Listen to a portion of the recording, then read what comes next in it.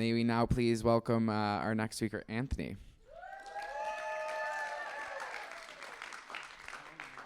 Thank you. I'm on the hook, you said.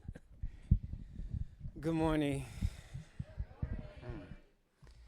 My name is Anthony. I'm a grateful recovering alcoholic. Oh, God, this is going to be interesting. It's been a very, very interesting and wonderful time here. I'm really tired, so you're going to get my version of how this works for me in my life, how these traditions work in my life today. Again, I do have a sponsor. A lot of you all know that. I have a home group. This is the Beacon Group, and I am from Chicago. And I am responsible when anyone, anywhere, reaches out for help, reaches out their hand for help. I am responsible for that. That is my responsibility. So when it comes to the traditions, I got a tradition list. And I must tell you, I have attended some meetings where things happen that shouldn't happen, but I kept my mouth shut, right? I have been asked to speak at some meetings that I had to turn down because I didn't agree with it, right? And there's been some open meetings. I'm just going to talk a little bit about my experience when it comes to going to meetings. And you all don't know, but I am a dancer, and I've danced for over 20-some years, and I teach in some Chicago public schools. And parents bring in the children over 6 years old, and the kids are in the meetings. And then the kid sees me in the meeting. And then I go to their school, and they raise their hand and tell their teacher, that's the guy that's with my mommy at the meeting. So now all the kids know that their mommy is at a meeting with the guy, and they go, what meeting? The AA meeting. So now our anonymity is broken. I have had to turn down meetings where sometimes it's an open meeting where people are coming in to learn at a hospital. Like nurses and doctors are coming in, and they're sitting and they're taking notes, and they're taking down information. And I had to stop in the middle of a meeting and ask the doctor not to take my information down because this is a doctor that comes to my store, and he says, oh, I know you from the store. You work at Starbucks. You go to that meeting. Now everybody in the store knows that I'm in Alcoholics Anonymous because he talks about Alcoholics Anonymous. So I have to be very careful when it comes to my anonymity. So I'll talk about that. The other experience I have had when it comes to meetings is someone asked me to come out and speak online, and I didn't know, and I invited all of my Caucasian friends. But it was a cookout for black folks. And in the opening of the meeting, they said something that I did not agree with.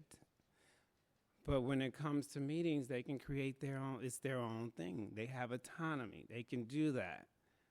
But it is key you tell the person that you're speaking what that is and just don't have them to come out and speak. Because I got a lot of people in my life, and they're coming to the meeting.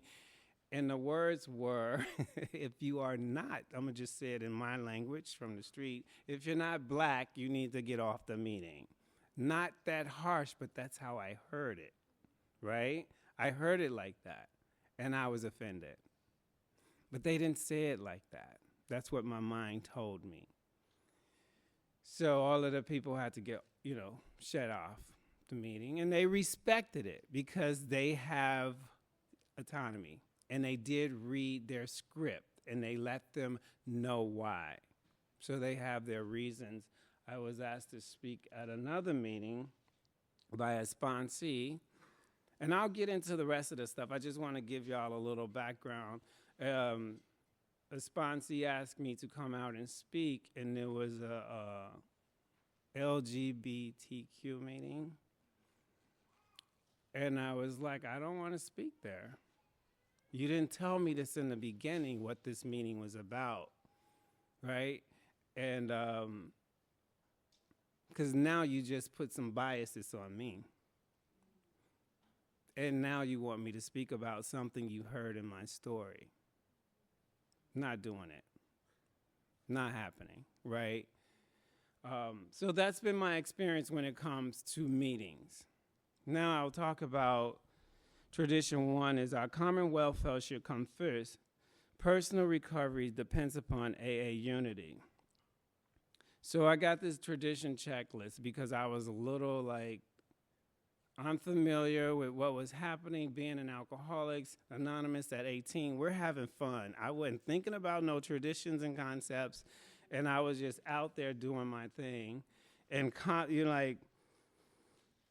the question came from this grapevine. These questions was originally published in AA Grapevine in conjunction with a series on the 12 traditions and began in November of 1969 and ran through September of 1971. While they were originally intended primarily for individual use, right? Many AA groups have since used these as a basis for widening of discussion. So what I did is I grabbed this so that I'm not running around here aimlessly and doing things I have no business doing. Now, I could get into the short version and a long form of each tradition, right? I had to sit down and do my work behind that. And I had to sit down and get some information. It took some time. It took some dedication, some discipline, and I'm not all of those things. I'm really busy in my mind, so that's too much work, right? But if I want to be a part of Alcoholics Anonymous and not violate any traditions or cause any harm or say the wrong thing or do the wrong thing or think the wrong thing like I did about that one group that invited me out, it was an honor and a privilege for them to invite me out. They played some cool Michael Jackson music, and I was introduced, and I was able to speak. But I was uncomfortable because I was thinking about the other people. I wasn't thinking about the group.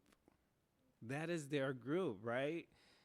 And it asked this question, am I in the group healing, mending, integrating person, or am I divisive, right? What about gossip and taking other members' inventory? Now, that is a question I must ask myself when it comes to tradition one. Is this happening in my life? See, I love inventory. I look at it like I'm checking myself. I'm doing a check, and I want to go back and reference that and find out more information about that. And I have to get real honest with myself. Am I doing this when I'm sitting in groups? Am I doing this when I'm sitting in a group of alcohol? Am I judging? Am I gossiping about another alcoholic who just comes in and, hey, my name is Jack, and he started ripping open the book and he started going at it. But he's delivering information for the newcomer and myself. Am I doing these things? I have to ask myself. Am I gentle with those who rub me the wrong way? Or am I abrasive? And when I ask myself that question and I get honest, I sit in a meeting and cross my legs and don't talk to anyone. Or when you walk up to me and do I shun, like, oh, I don't have time for you. Or I look down at you. I'm not bringing unity. I draw a small circle when I'm not bringing it, but AA circle gets bigger around my circle, and people get in the middle of that. And if I talk about the legacies of Alcoholics Anonymous and that base, the recovery, the foundation, the service, and the unity, if I look at that, and am I bringing that to the group? It is my responsibility to bring that to the group. Do I make competitive AA arguments with other members? Am I doing that? And when I found this, I was like, oh, this is so cool because I have to really check myself. And I love looking at watching. Arisa talked about The 11th step, right, is we watch. The 10th step, we watch. We make corrective actions. We think about the day. This gives me the opportunity to put 10, 11, and 12 into practice. And when I sit in a business meeting, right, such comparing one group with another or contrasting AA in one place with an AA in another. Am I looking at that? Is that part of who I am? The steps give me the opportunity to take a look at that. The steps give me the opportunity to do that. Am I informed about AA as a whole? Do I read the pamphlets? Am I even interested in the grapevine? No. Because I'll be lying if I told you I have a prescription and I had it for years. Right? Am I doing anything when it comes to that? Am I reading pamphlets? Am I reading the literature? Or am I even working with a newcomer or if I'm sitting up in here? Am I doing that work? Do I support every way I can, AA as a whole, or just the parts I understand and approve? So if you in here, right, and you just doing the 12 steps, there's some more. There's 24 more things that you got to do or be a part of. I had to make this stuff simple for me because the traditions is a lot. They got legacies, delegates, and people doing all this stuff. But if I focus in on just this little piece, I can take this and put it with the 12 steps of Alcoholics Anonymous and see where I land within this, because now I'm checking and I'm showing up differently. And now I have a little willingness because that looks hard, but this looks like, oh, I know I'm going to do this, right? Do I spot? It's like, do I go to enough AA meetings or read enough AA literature to really keep in touch? Do I go to enough meetings or am I hiding out like you just talked about in the good groups? Structured groups, or am I with the people that's in there talking about, man, my pot fell out the window. I put it out there and it fell, and it's they are disturbed by this situation. My shoes, you know how they talk about the person that has the issue with their shoelace and then there's a car crash?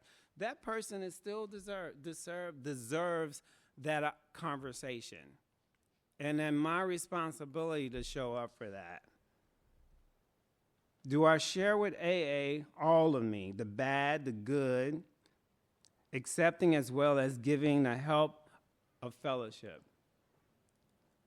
I do. The good, the bad, and I don't just come up here and shine. I don't just talk about what I do good or what's great that's happened to me. I take you from where it started, what's going on, and I go to get to the solution. And when I work with someone, I go from the beginning. I don't just say, love and kindness is our code. You need to practice that. No. This gives me clear-cut directions on how to be a part of Alcoholics Anonymous on another level. And I wanted to make it very simple because a lot of people shy away from the traditions because they think about the delegates and the groups and they think about so much. And a lot of the newer people, even our old timers, are just speaking and don't know nothing about this work. This work plays a major part. This is we have this thing with the company that I'm with, and they talk about the heartbeat. This is the heartbeat of Alcoholics Anonymous. Without this, we will perish. Because we have a way of being as alcoholics. Property and prestige and power. This aligns me. This keeps me getting back aligned. And the second tradition talks about God's will, right? It talks about that. Tradition 2, For our group purpose, there is but one ultimate authority, a loving God, as he may express himself in our group conscience. Our leaders aren't but trusting servants. They do not govern. Now, if you tell somebody that's been running a meeting, they ain't in charge, they'll get you, especially they call them bleeding deacons when they've been in a meeting for many years and they sit on the front row and you better not sit and they sleep. So my experience is when I first went to New York City and I sat in the wrong seat because it belonged to somebody that goes there for a long time, right? I wasn't wrong at all. I can sit wherever I want. But when you have bleeding deacons, imagine me having 30 days in Alcoholics Anonymous and his whole entourage of sponsees swarm me. Luckily, I had 17 years and I was sober and by numbers, but not in my mind at that time. So, yeah, I let him have it. And he needed his group. But I remembered this. Do I criticize or do I support my group officers, AA committees, and the office workers, newcomers, old-timers? It took the lady that's been there for a long time to say, oh, he's so pretty. Leave him alone. That was an old-timer. There was other group officers, people within the meeting seen it. So I had to shut up. Because imagine if I was a newcomer, one day, whatever, and I wandered in there and had a seat. So I have to be very mindful of what my responsibility is in Alcoholics Anonymous and how I approach people, right? Am I absolutely trustworthy, even in secret, with AA's 12 steps, job, or other AA responsibilities? Can my sponsee trust me to tell me everything? Or can you trust me to have a conversation with me about something? Sometimes I'm not supposed to tell AA business and tell all of the people in the group or the steering committee are done doing whatever they're doing, and then they tell me it's time for me to have that, to do what I need to do. Because I'll run out of the steering committee and be like, guess what they doing? They ain't even finished voting on this. They haven't brought it to a vote. They're talking about it. So let's finish. So it's an opportunity for me to always watch. And it takes me always back to the step work. It keeps taking me back. Do I have to save face in a group discussion, or can I yield and give in good spirit to the group conscience and work cheerfully along with them? Do I need to save my face because I think I'm right?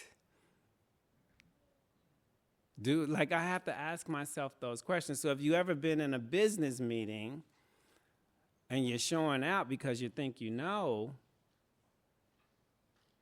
what is the group conscious? What is missing?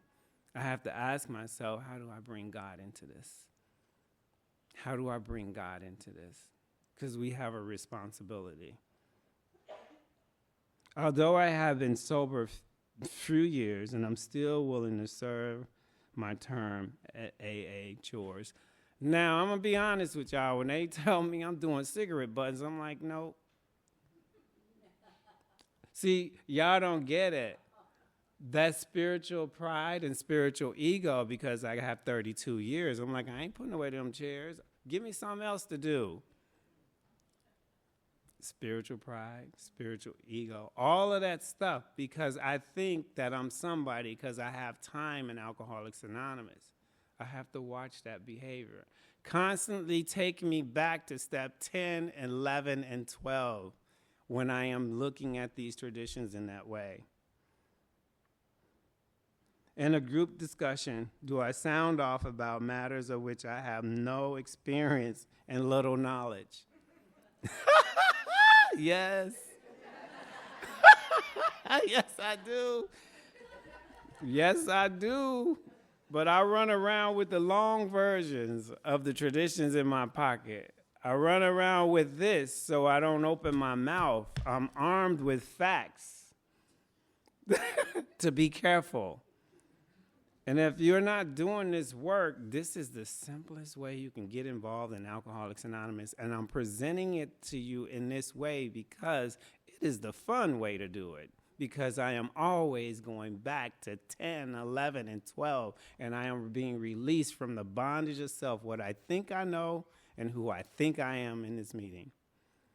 I get to be honest. And I remember when I first asked my sponsor, when he was like my first sponsor, we did everything in the book. And then I was like, can we do the traditions? He looked at me like I had hurt his feelings. He was shocked. He's like, I don't do that part. You might want to go with them. Oh, so I went and asked his grand sponsor, my grand sponsor. And he looked at me like, oh, you want to do that? Like it's a problem. It's too long. It's too much work. So within Alcoholics Anonymous, they created something like service sponsors. Y'all heard of that? That's so cute. Service sponsor. Get a service sponsor. Get a tradition checklist and see where you at. Go get a pamphlet and sit down and talk to your sponsor and say, can you take me through this work? What is this?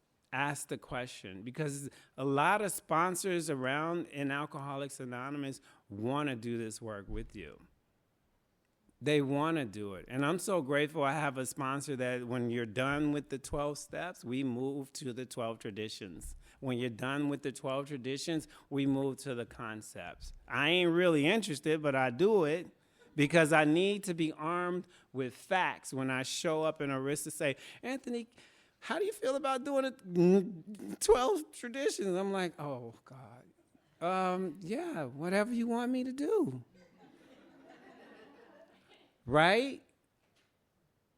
Because I need to show up. Whenever the hand of AA reaches out, I go for it. Do I want to do it? No. Do I want to sound amazing? Yes. Do I want to sound like I have the knowledge? Yes. Do I want you to see me a certain way? Yes. Back to the steps. Look at my inventory. Look at what I do have. Step 2 told me it's just the willingness, and whatever I have is enough. This is enough to present today. This is what I got. I do have other information, but this is what needs to be presented. This is a gift. It's scary because I want to know how you think of me. And when y'all get quiet out there and someone's delivering a message, it's like, whoa, what am I doing wrong? Back to the steps. Back to the steps. The traditions will take me back to 10 and 11 all the time and put me in 12 in a heartbeat. Tradition 3, their only requirement for membership is a desire to stop drinking. Now, how many of y'all haven't had a drink? Look, I said, that was very shocking. I was waiting. Wow. Just, I want to know if you had a drink, because you know what? There's a long form to the tradition at this point where it talks about alcoholism. So you still can be here. The desire stop now is like, oh, I don't have a desire. But there's alcoholism. The long form talks about alcoholism, right? And we still get to be here. And I love it. In my mind, I'm just going to go past that. Is there some kind of alcoholic who I privately do not want in my AA group? You laugh because you know it's true. There's a meeting where you do not want somebody showing up. Who are you?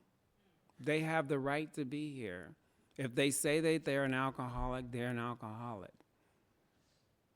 That's what it says. You give them that. grace.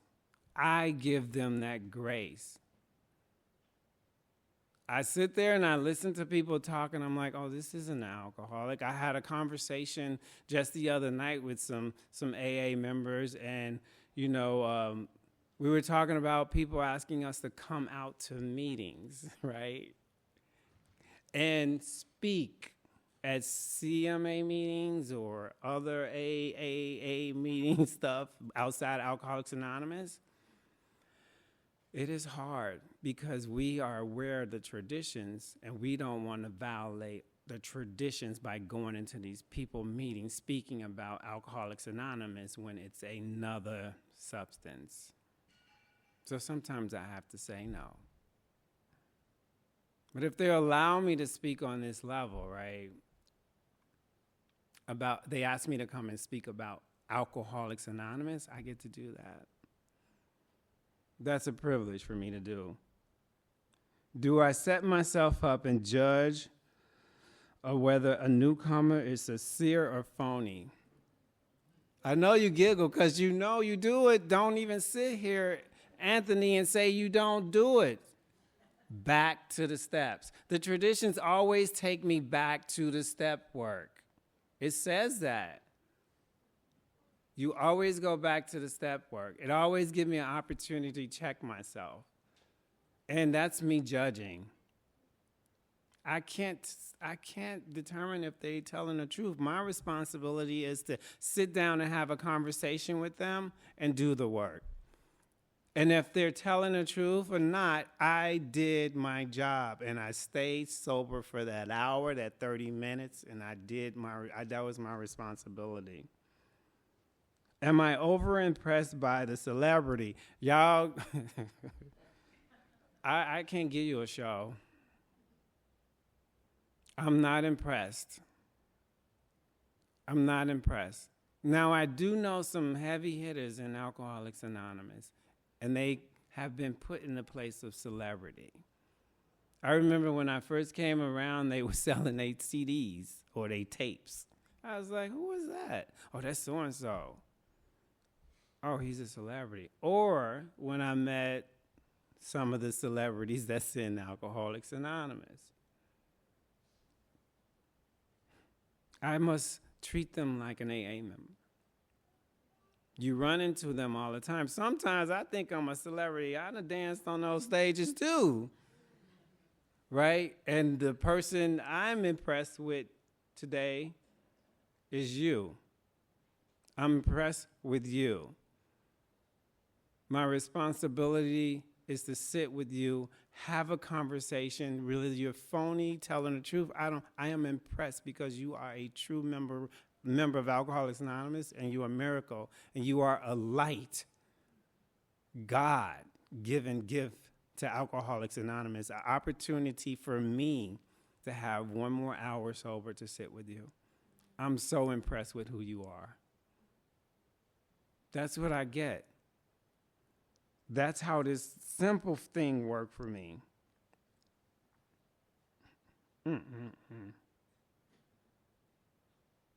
When someone turns up at AA needing information to help, even if he can't ask for it out loud, we just had that question.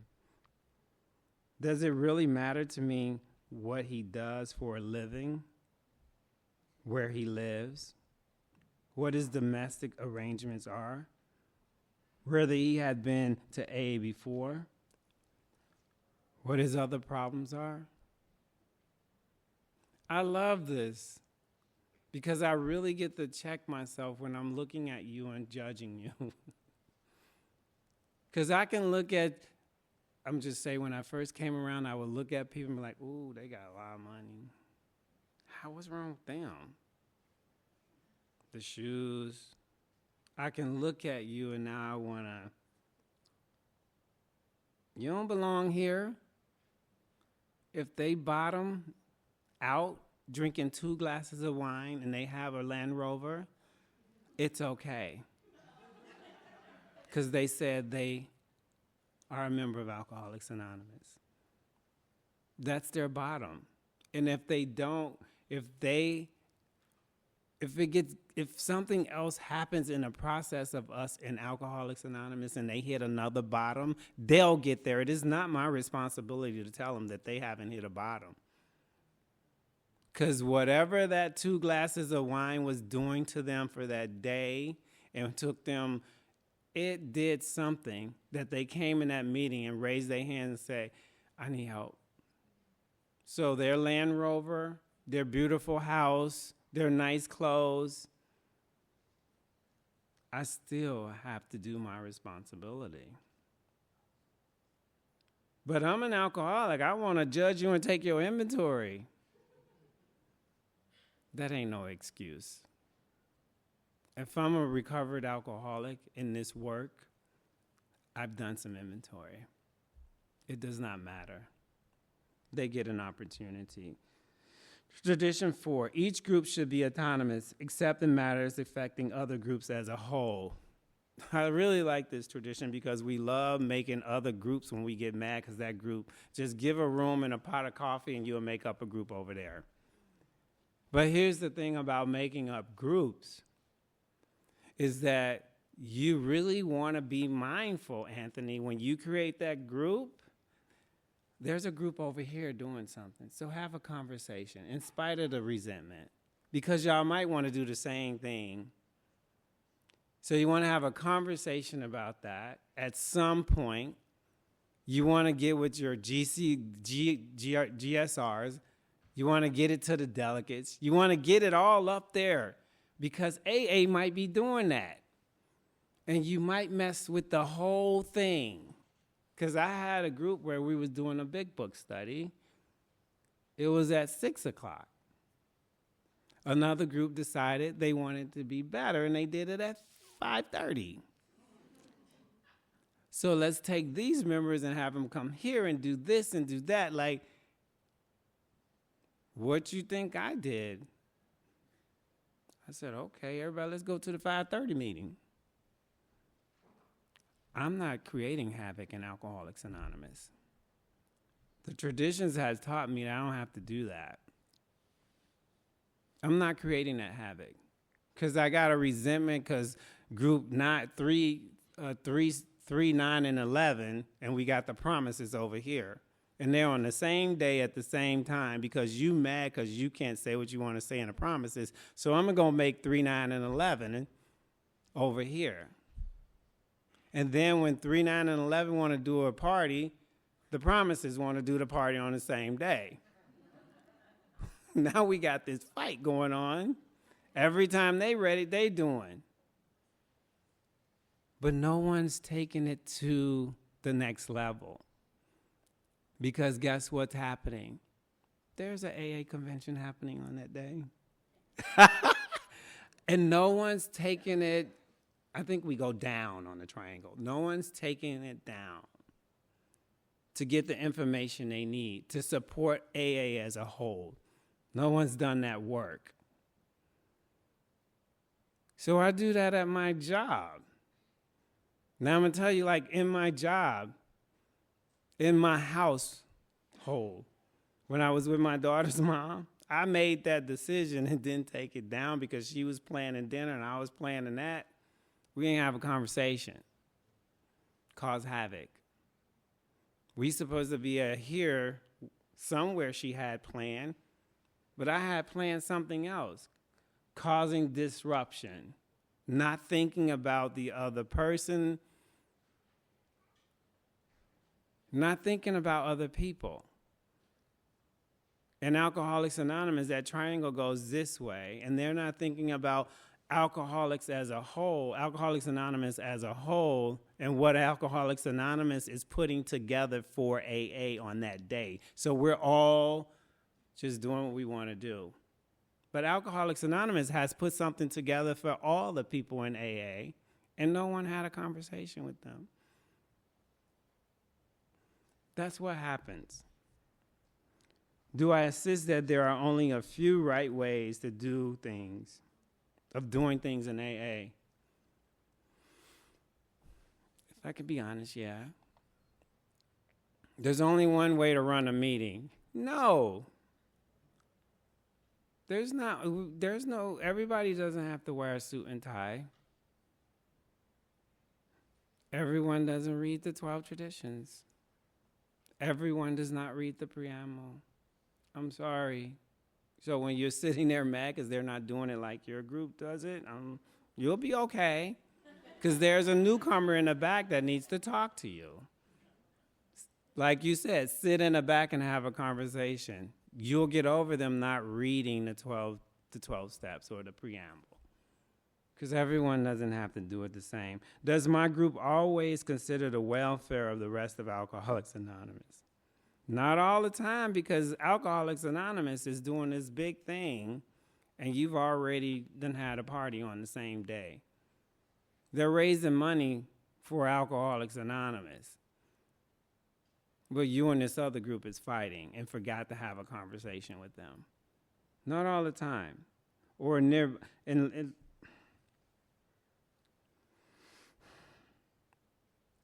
I'm going to just turn the page. Do I put down other members' behavior when it's different from mine, or do I learn from it? Real honest questions. Do you do this? Inventory. Back to 10. You laughing, right? 10, 11, and 12. He ain't acting right. Why is she coming in here with that little skirt on? Yeah. Oh, look at them. Yeah. Oh, she got too much makeup. What is wrong with him? He's sober. I know it's funny, but it's so true when it lands. When it resonates and lands on you, you're like, wow, I actually do that. What is wrong with me? That's why it's 10, 11, and 12. Get with it. She just talked about it.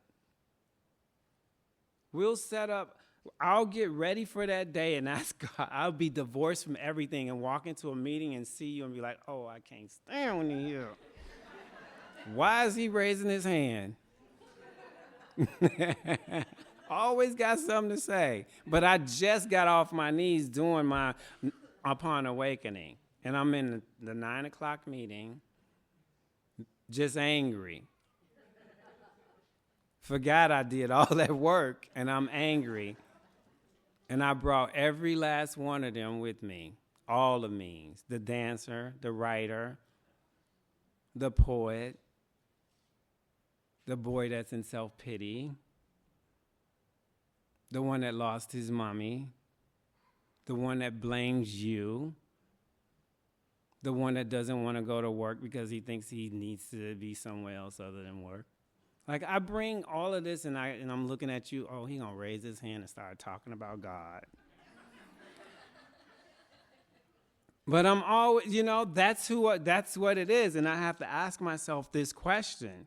Do I always bear in mind that to those outsiders who know I'm in AA, I may, to some extent, represent our entire fellowship? With that behavior, I hope not. Oh, good. With that behavior, I hope not. Tradition 5. Each group has but one primary purpose: to carry its message to the alcoholic who still suffers. Do I ever cop out by saying I'm not a group? I am not a group. So this is the tradition that doesn't apply to me. I ain't a group, I'm by myself. I thought it was a we program. A we program. I'm not a group. I don't belong to that group. Yeah, okay. Am I willing to explain firmly to the newcomer the limitations of AA help, even if he gets mad at me for not giving him a loan? Here we go. Do you have that conversation? Are you afraid to have uncomfortable conversations in Alcoholics Anonymous? Let's not think about money. If you have a friend and they're suffering, are you afraid to have the true conversation with them? Sometimes it's uncomfortable. for me, it's uncomfortable, and it's uncomfortable in my household to have those crucial conversations with people in my life because I don't want to get them upset, or I don't want to lose their friendship. I'm letting them suffer because I'm not being honest. Am I leaning into that, or am I leaning into the solution and having that conversation with them? Do I help my group in every way I can to fulfill on my primary purpose? Someone said, I heard you're stealing from Alcoholics Anonymous if you're not doing service. You're stealing. I was like, stealing? And when they call you and ask you, can you chair this meeting, or could you be this? And you, nope, I'm busy. I do that. But when Arissa called me and said, hey, can you do, I was like, whatever you want me to do. When I hung up the phone, I was like, what I just do this for? I just signed up for school. Why did I say yes to that? Because I want to look great. Not good, I want to look amazing. And I don't want to fail.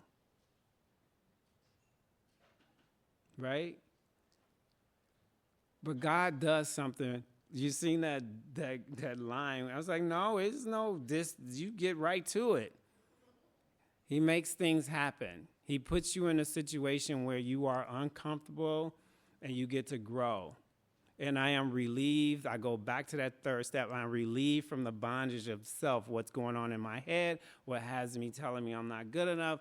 All of this story, I'm relieved from that when I stand up in front of you and get raw and get honest and give you what I have. Right? That's what I can give you. Tradition 6. A group I'd never endorse, finance, or lend the AA name to any related facility or outside enterprise. Lease property or money, property, and prestige divert us from our primary purpose.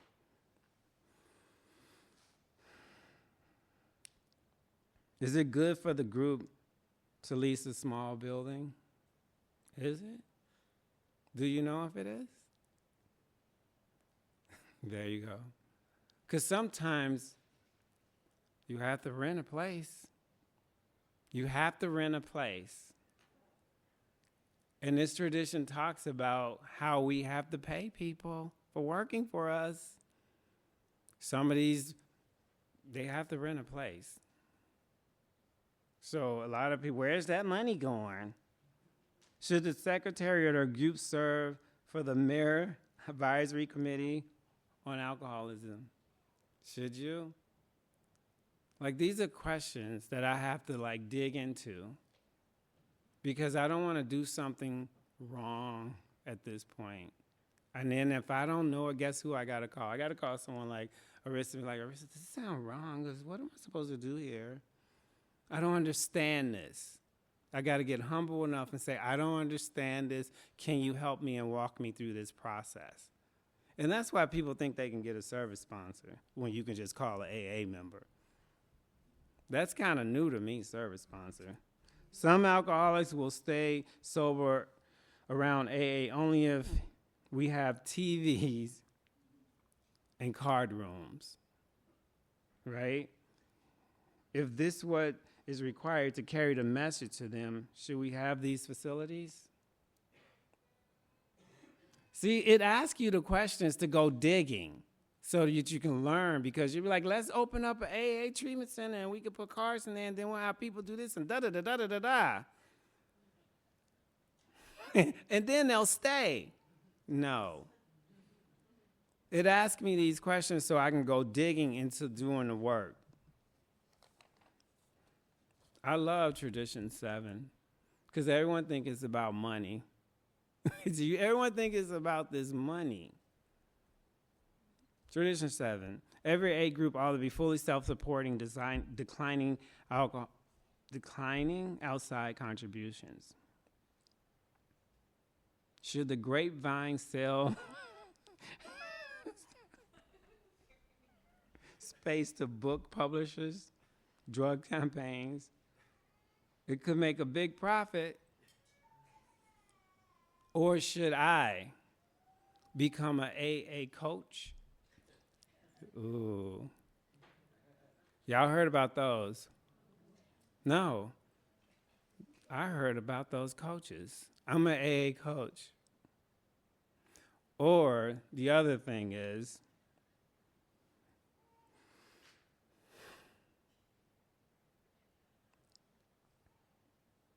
self-supporting when it comes to your spirituality, right?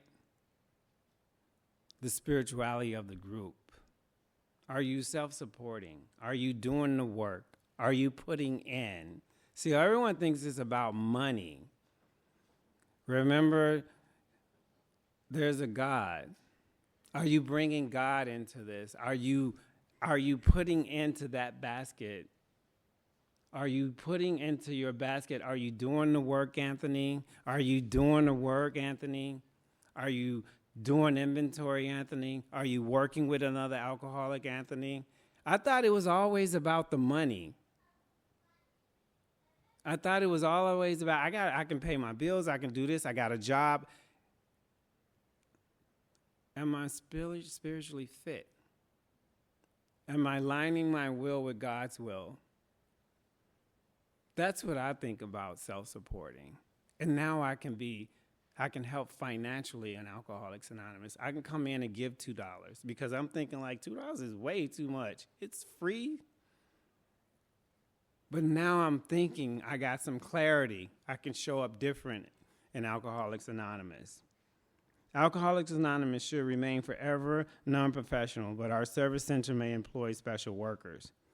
Do I sometimes try to get some reward, even if not money, for my personal AA efforts? I can't sponsor you and tell you to Venmo me later.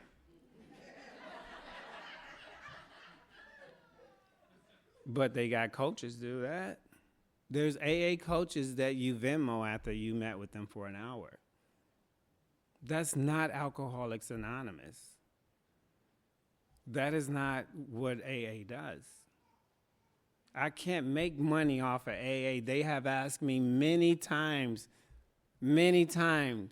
to talk to them about Alcoholics Anonymous because I'm 18 and where I come from and I'm black and I'm from the West Side and I went through this and they say, we're going to pay you. No, you ain't paying me nothing because I don't represent Alcoholics Anonymous at that level. Because then I have people following Anthony. And then Chris will be like, well, I did this, and then me and Chris is going at it, who's the best? And we done forgot about the primary purpose of Alcoholics Anonymous. I cannot do that. Because they've asked me over and over again, can I have your story? You are the face for Alcoholics Anonymous. I ain't nothing.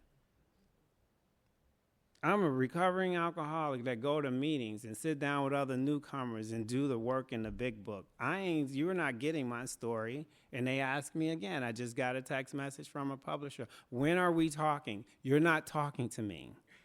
I don't know who gave you my number. You can write as many books as you want. You're not getting mine. I do not represent Alcoholics Anonymous because I don't want to be that person that thing happens, because it has happened. Somebody's face has went up there and they have went down and they said, wow, look at Alcoholics Anonymous. You'll never say it was Anthony. That's not happened.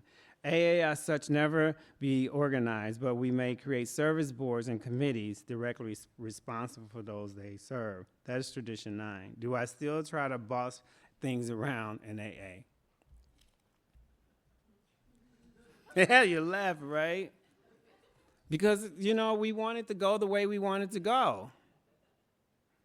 Right? You want to be right or happy. And you want both, right? That's when you got chaos.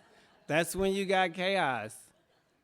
But when you bring God in to that meeting, to that business meeting, it brings it back to where it's supposed to be. Because we want both. But when we go back to that tradition and we bring God into it, it changes the game because you're not in charge. Do I exercise patience and humility in an AA job that I take? Am I willing to do that? Not all the time because this is customer service. when you working with another alcoholic and you making coffee and they're like, where's the coffee? Who brought the cookies? And you're like, but it's supposed to be a service commitment, right? And we have forgotten that. Because the one newcomer that like Oreo cookies, I heard about y'all Oreo cookies, right? They want the Oreo cookies. And you like, what? No. Give them the Oreo cookies. Make sure you have them for them. Tradition 10. Alcoholics has no opinion on outside issues, hence the AA name ought never be drawn into public controversy. Right? Can I honestly share my own personal experience concerning any of those without giving my impression I'm stating the AA opinion? I don't have nothing to say about no presidents. I don't have nothing to say. I don't have nothing to say about no preachers, no rabbis, no ministers. I don't bring it in here. The doctors, I don't know what they do. They prescribe you some pills. That's between y'all. That is not, I have no opinion on that. It's okay with me. So it ain't my business. Leave them people alone, Anthony. And that's what this gives me, to leave people alone. Stop getting in other people's business. Stop trying to tell people how to live their life. My job is to sit across the table with you, read the big book, see how we can get you connected to God, see what we can get you to work on, and make sure I stay sober in the process. That is my responsibility. 11, our public relation policy is based on attraction rather than promotion. We need always maintain personal anonymity at the press, radio, and film. Now it's Facebook and Instagram and TikTok. I'm just putting that out there because when you have an AA party, they want to put you on the TikTok in the Facebook and say, we was at this sober event. Be mindful. Am I always careful to keep the confidence reposed in me as an AA member? Am I careful with other people? Do I take care of myself and others? Watch that post. Don't film people. Don't record people, Anthony. You're not in charge, dude. They didn't ask you.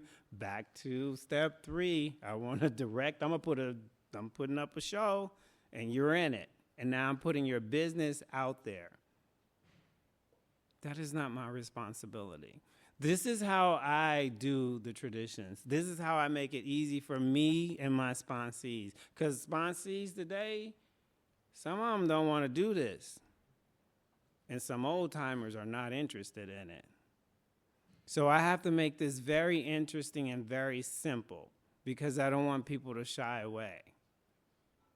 And this is the easiest way I can get it across to you, and I can lean it on you so you can go somewhere and sit back and think about it.